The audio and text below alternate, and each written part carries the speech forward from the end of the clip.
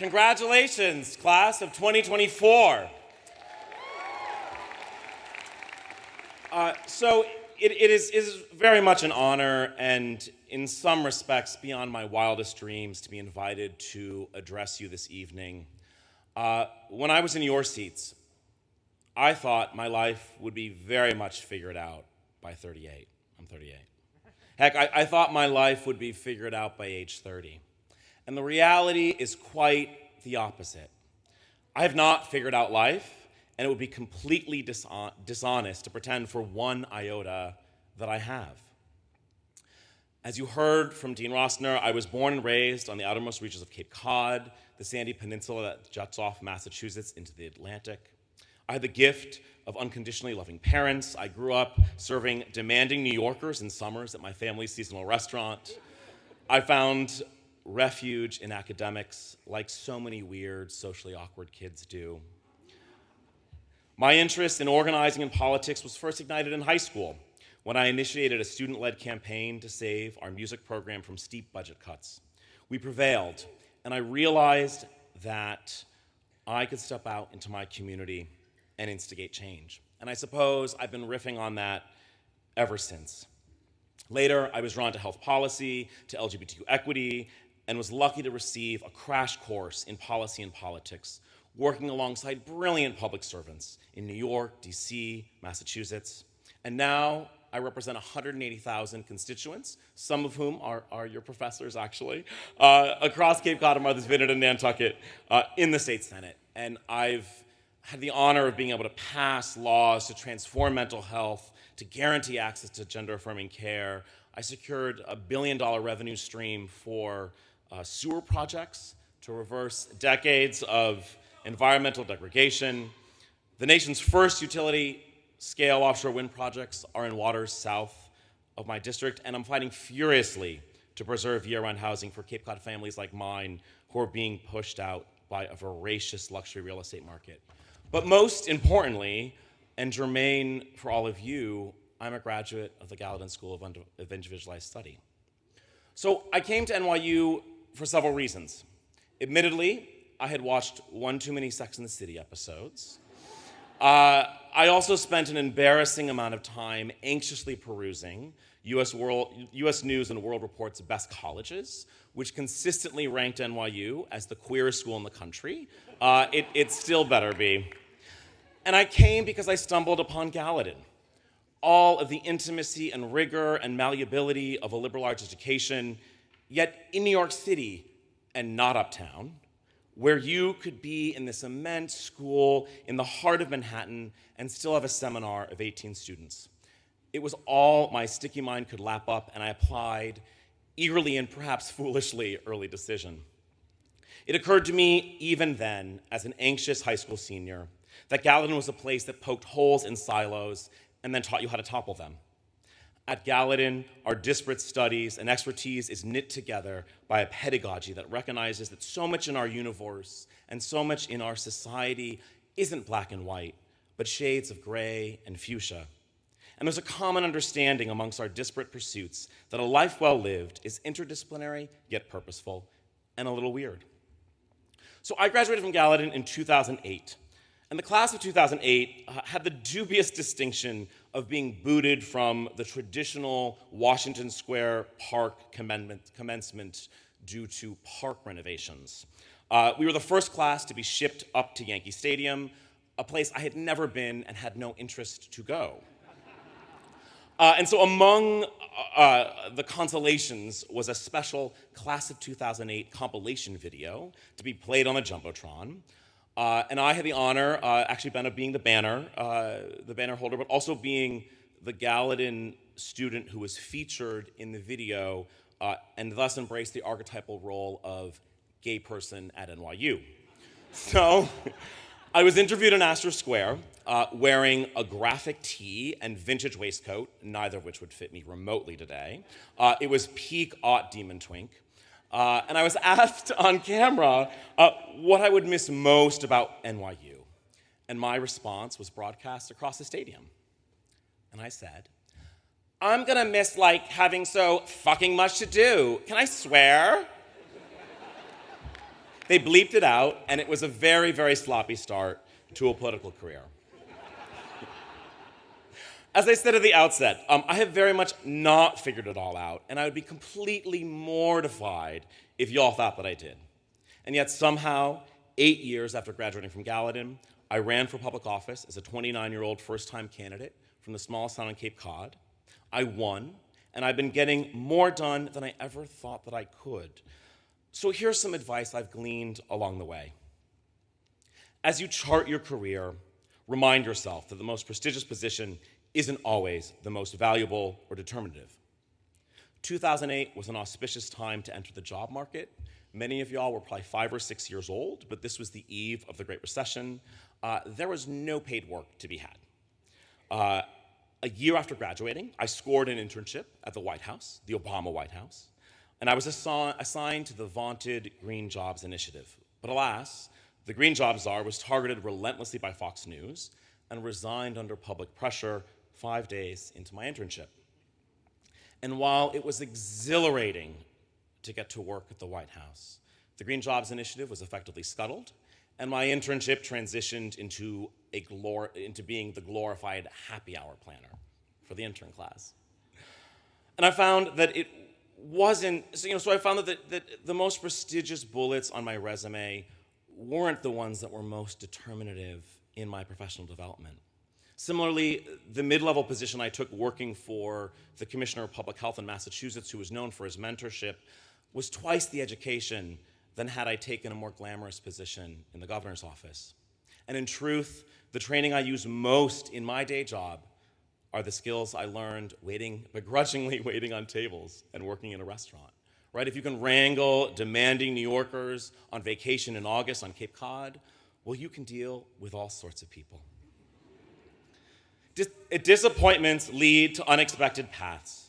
After graduation, I had wanted to go abroad and do neo-colonial public health work, but it just wasn't happening.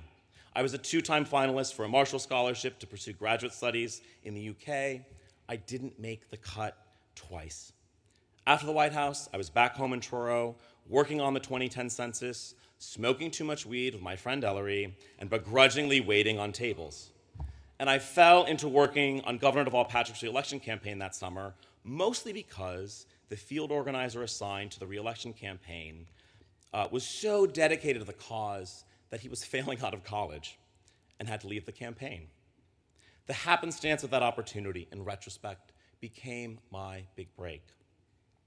Try to decipher and understand how you, your personality, your talents, your flaws, fit within your work and fit within the change you want to make in the world. There are plenty of things that I am not good at. However, I'm pretty good with people, right? All those summers begrudgingly waiting on tables paid off. And it turns out I'm quite skilled at navigating institutions and bureaucracies and the people who are the gatekeepers in those organizations and institutions. After all, my colloquium was fittingly titled Individual Agency in Institutional Change. I've come to know where I'm most effective and understand where I'm not. More importantly, I've come to rely on and deeply depend on others whose palette of talents are quite different from my own, but who are just as essential to the work. If you are looking for surefire signs of success, whether it's when it's a project, an initiative, a campaign, the surefire sign of success is when that project, campaign, initiative becomes bigger than you. I became a credible candidate for public office, not just because I could give a good stump speech or offered compelling policy remedies, but because I got others involved in the campaign and it quickly became bigger than me. The customers I had waited on summer after summer became my first donors. My friends from the Patrick and the Obama campaigns became free political strategists, and my family and friends were extraordinary ambassadors as we knocked on 20,000 doors. To that end, find co-conspirators with whom you work well with. There's an unmistakable rhythm and chemistry when you're working in common tempo. Share space and share credit freely, and don't be stingy with success. Lift others up and admit when you're being a handful and admit when you've made a mistake. Don't take yourself too seriously. Bring humor, especially when things get tough. The aim is to work with and for people who are generous with their time, not just focused on their accomplishment.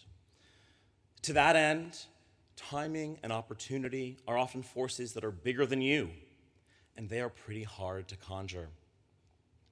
I could have never plotted out my trajectory at graduation and seen it realized. And had I had the audacity to do so, I would have lived in the wreckage of a projected future. I would have been caught up in the fantasy, too rigidly attached to the vision of my imagined success, and yet too terrified to make a move. For me, the stars aligned. My predecessor unexpectedly didn't run for re-election. The heir apparent didn't run for the seat. In running for public office, I saw an unlikely but possible job opportunity that would enable me to live on Cape Cod and conveniently put off taking the GMAT for another year. But I also had the audacity to ask in that moment, could I do this? And what do I have to lose? That season of uncertainty and likely disappointment, that's part of it too. Be willing to live in it, because the dream job or charmed opportunity has more to do with luck and timing and perhaps a little nepotism than your own talents and willpower alone. In the intervening years from my Gallatin graduation until today, I do have some more personal reflections. I wish I wasn't so hard on myself. I wish I didn't heap blame on myself for missteps that were due to inexperience more than anything else. Only recently do I see that my shortcomings are part of who I am. For me, my experience being a weird, effeminate kid with no friends might explain my avoidant and people-pleasing tendencies. That my chronic procrastination isn't some immutable flaw, but the response of someone who was, and who is, really hard on himself. And it probably explains why I've struggled to put myself out there in matters of the heart too. I wish for you that you give yourself grace, that you allow yourself to be imperfectly human, and hopefully that you come to understand that whatever flaws and imperfections you may possess can even become useful, bittersweet gifts that you can deploy or wrangle in the pursuit of your dreams. And remember, the people who intimidate you, who scare you, your very own Miranda Priestleys, are also grappling with disappointments and anxieties and heartbreaks all their own. Indeed, you do not have to have it all figured out, and especially you don't have to figure it all out while you're doing it. The trick truly is to weave a compelling narrative in its wake. Y'all are very soon to be Gallatin graduates. You know a little thing or two about faking it till you make it. And again, you do not need to be a finished product as you receive your diploma today, and I can assure you, you will not be one 16 years later. And I want to say that we need you now more than ever. Yes, the world is in rough shape. Most days it's downright brutal. And yes, it could get quite worse before this year is out. To say that it is a tough time to enter adulthood is an understatement. Still, I'd urge you not to completely surrender to apocalypse. Our lives feel inundated with big problems because we have big problems, but also because we have unprecedented access to information, to images, to voices, to bloodshed, to propaganda like never before. The cacophony of information enabled by technology can be revolutionary, and it can also be demoralizing. A wise friend, he just turned 40, says that in many respects, the world has always been on fire. We just didn't know it. I bet many of you feel heartbroken by the world, and on many days I do too. But I take solace in the people in my life who've loved me, the mentors who've put me before their own advancement, the Senate colleague who approaches a policy disagreement with tenderness and not coercion. The scores of people I see out in the world who continue to help and love fiercely despite the long odds and rising seas. And I look at all of you. For most of you, this is your first graduation. You've had so many quintessential rites of adolescence robbed of you. You've celebrated too many milestones in isolation. And yet the vibrancy and camaraderie of the class of 2024, the love in this theater, It's what your professors told me is most remarkable about this class. You've found meaning and joy in one another during a trying and scary time. And I know so many brilliant, smart, dedicated, good people who are doing good things in the world. Quite a few of them are graduates of the Gallatin School of Individualized Study. Okay, so we need some people to, well, retire, to make some space at the table. And yet, the people who are waiting in the wings and you are extraordinary. And surely we too will have our blind spots and blunders as we assume the mantle of leadership. We won't get it all right, and you won't either. Yet I can assure you that it will get worse if we turn our back on decency and truth, that going home and doing nothing is what the denialist and exploitative forces in our world want you to do. And that will let down the people who've loved us and cherished our development if we rest on our laurels or shrug in defeat at the enormity of what we face. So, carve out your own sandbar in this world with people you love to do some good. For me, that's been a literal sandbar carved out by a receding glacier 10,000 years ago. I've been able to get twice as much done for my constituents, for the place I love, and for the people who love me than I ever imagined I could. My hometown poet, Mary Oliver, writes in her poem, The Summer Day, "Tell me, what is it you plan to do with your one wild and precious life? If you are anything like the people I graduated with, you will be good, caring people with purpose and humor, doing fascinating, weird, important things in the world. May you cherish your time at NYU and Gallatin as much as I did. Congratulations on this most special moment in your wild and precious life." Thank you.